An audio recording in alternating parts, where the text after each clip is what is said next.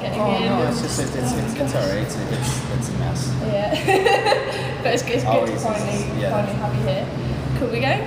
Cool. Well, firstly, how was Sunday's competition? Sunday's competition was an enlightening experience, such that we were winning the contest, and we had a little bit of a flub in our contest, and it's a team event, so no one's to blame. Synchronized diving. Yeah, it's synchronized diving, so it's a team event, so there's no one to blame. We just have to be more prepared and be ready, and we know what we're capable of doing. We're going to be adding another dive to our list that's more difficult, and that we believe when we do that will not just up our game, like seal it. We know that the list that we do we can win with, and we showed how close we were. I mean, we were 17 points out of a silver medal, with dives being missed. So it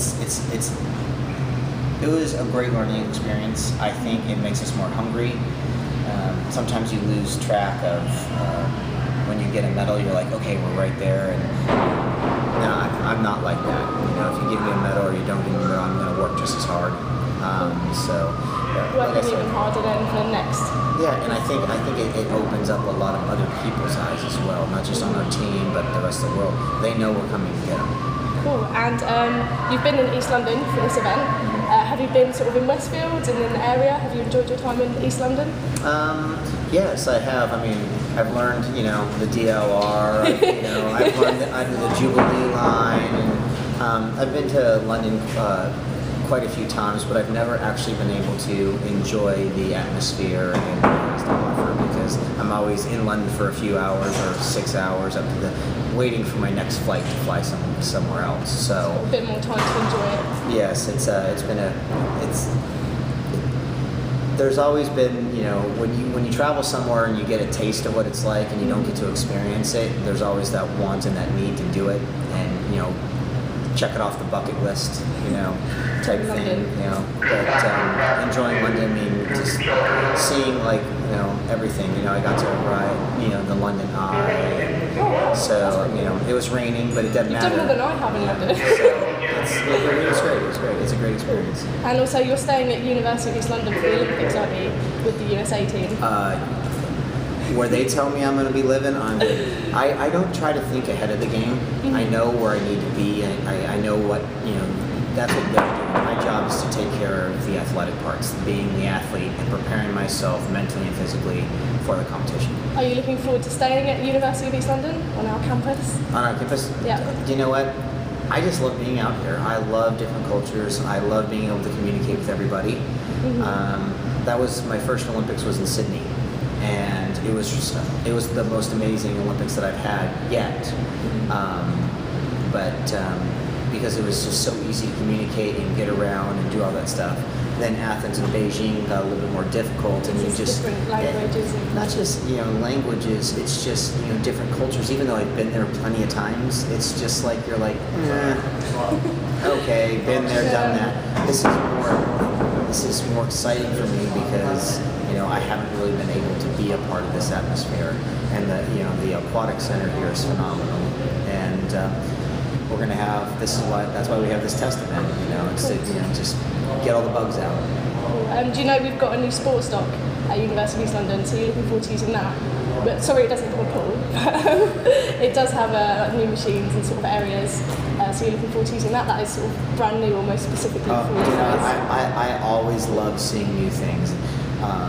The architecture of the pool. I like the historic buildings downtown. I love just culture in itself. So when something's built, it's very enticing to want to be a part of it and want to see it. And just like I was the first one drug tested in this pool, and everybody was just like, "Yeah, you got drug tested, but you're the first one to ever do it here." Yay! I don't know if that was a good thing, but sign me up. Cool. So how would, just about you, how would you say you've got to your level of competing? Because it's so, you have to meticulously go over details and train all the time.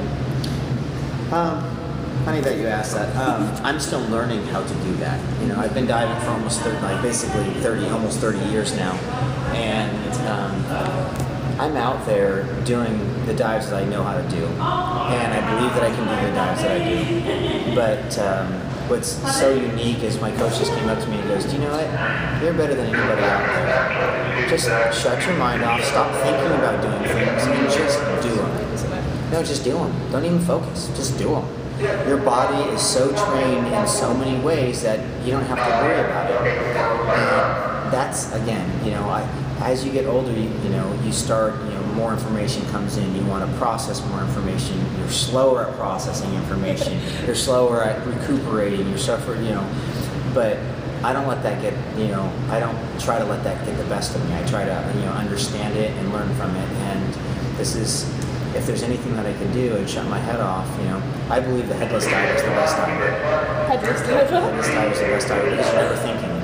Ah, that's what you mean by that, so they don't have any thoughts or anything, Nope, just completely, you you just do it. Yep. Okay, cool. And also, you grew up in quite a sporty family, didn't you? Lots of professionals. What was that like? Did that?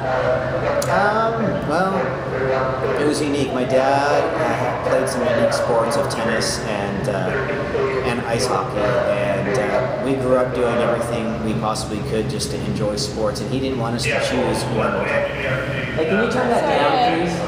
Thank you. Thank you.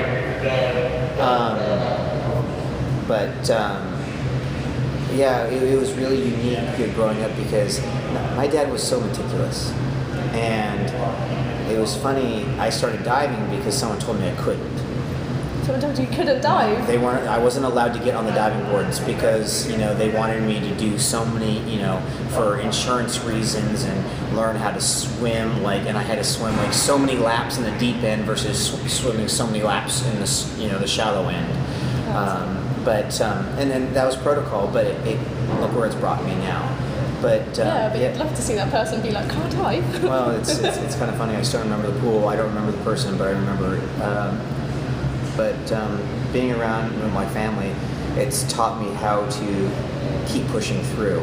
And I'll tell you right now, the road of Troy Damais has not been easy. Let's put it that way. It's it has more loop-de-loops, roller coaster drops, ups, you name it, corkscrews. It's had highs and lows, and you try to enjoy the highs and you try to learn from the lows, and it's just a continued process. And do you have any build-up routines before a competition? Like any special breakfast or No. I do like to talk to people I care about just to let them know that it's time to go. It's time to be ready. Get ready to just dance and play around and get ready to rumble. And but other than that, no, I don't have anything. The one thing that I do like to do, when I compete, is I wake up really early in the morning. I know how long it takes my body to be, awake. So I plan for that. Other than that, talking to my parents and just getting the last confidence, just enjoying conversation, settling down, and then playing the right music. It's just to keep. So music's an important part. Music is an important part only for the sake that it almost makes you feel stupid. The reason why it almost makes you feel stupid is it just blocks all your thought processes, because instead of listening to you think, you're listening to something else, and another one of your senses is basically being blocked. So instead of hearing the scores or hearing people clap or hearing all that stuff, you're listening to the music and staying within yourself. Because that's the name of the game. Cool. We have a lot of athletes at our university. We're an aspiring sports university. So what advice would you give to any of the UBO athletes? Do you know what? As simple as just never give up. If someone tells you something, you can't do it, dig deep and show them that it's possible. Because I'll tell you, it's humans find a way to mess things up and make things great. And that's what makes, a person amazing, And the people that make mistakes, it might be at the wrong time to make the mistakes, but they learn from it. And as long as you learn from it and progress, it doesn't matter if it's in sport or in business or in school, it's just never give up, because the sky's the limit. Everybody asks, just like, does hard work pay off? Yes, it does. It might not be it might not pay off when you want it to pay off, but ultimately it will pay off when it's time to pay off. And if there's anything that athletes need to understand, is it might not happen in athletics. It might happen, in the business realm, where everything that they were taught in athletics, they can transfer it over to it. So hope is never lost. Cool. But the moment you get down on yourself, and the moment you stop believing that, that's when you have a problem. Cool. That's very good advice. Also, I know you do volunteering back in America. Yes. Is that right? Yeah. To aspiring. Are you planning to do anything like that in London, or any talks or anything at all? We'll see what comes up. I love my greatest gift that I've been given is the ability to help others.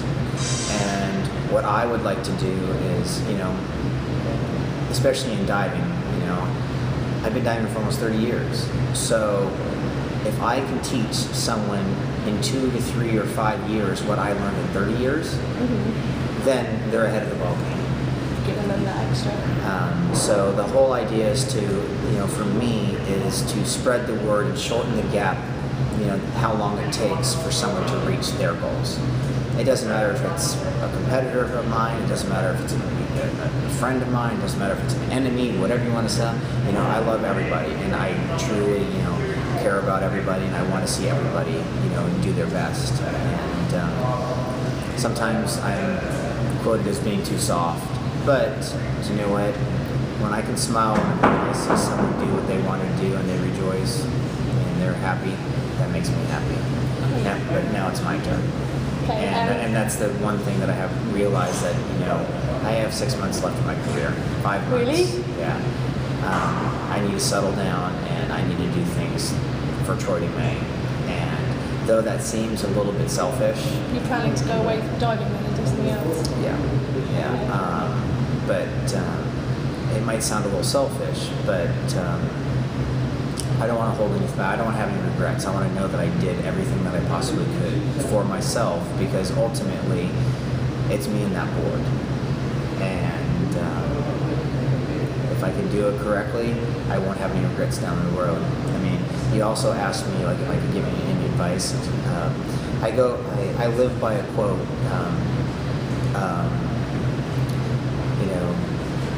It's basically, don't live your life in regrets, live your life with dreams. And when dreams are replaced with regrets, you're getting older. Has that started happening to you then? Yeah, no, but that's the idea. I mean, I'm getting older, but I don't want to regret not doing it right. Not doing your dreams. Yeah.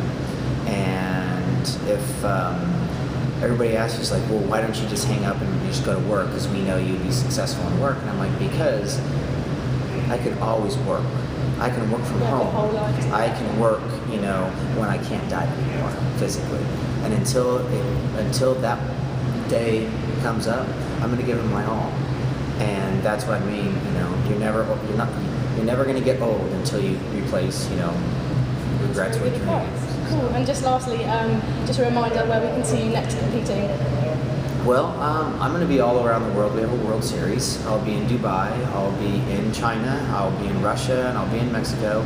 And then I'm actually coming back out here. I spent a week in Sheffield prior to coming here.